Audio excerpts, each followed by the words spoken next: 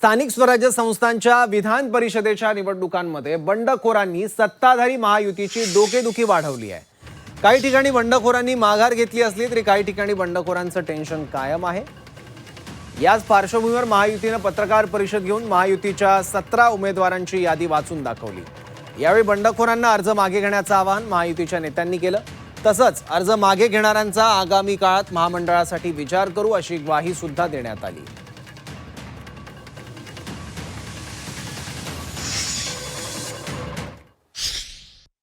पहिल्या पसंतीचं जे मतदान आहे हे पहिल्या पसंतीचं मतदान त्या ठिकाणच्या असणाऱ्या महायुतीच्याच उमेदवाराला देणं हे पार्टीला आणि महायुतीला सुद्धा अपेक्षित आहे।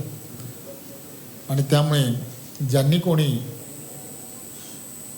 काही बंडखोर म्हणून काही अर्ज भरले असतील तर माझी त्यांना विनम्र विनंती आहे की त्यांनी वरिष्ठांशी बोलून नेत्यांशी बोलून ते अर्ज मागे घ्यावेत अशी त्यांना विनंती। आणि येणाऱ्या काळामध्ये पार्टीसुद्धा त्यांच्या बाबतीमध्ये सकारात्मक येणारी महामंडळं असतील किंवा समित्या आहेत यामध्ये कुठेतरी पॉझिटिव्ह विचार करणार आहे।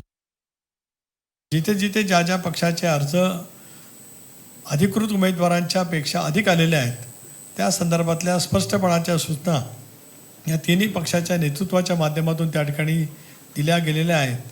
आणि भक्कमपणाने देवेंद्रजींनी सुद्धा विश्वास व्यक्त केला, शिंदेसाहेबांनी केला, वहिनींनी केला की 17च्या 17 जागांवरती महायुतीचे उमेदवार त्या ठिकाणी निर्वाचित होणार आहेत। सर्व ठिकाणी लोकप्रतिनिधी असल्या कारणामुळे ही निवडणूक होत आहे आणि आम्हाला संपूर्णतः विश्वास आहे 17 ठिकाणी जे महायुतीचे उमेदवार आहेत ते विजयी होतील।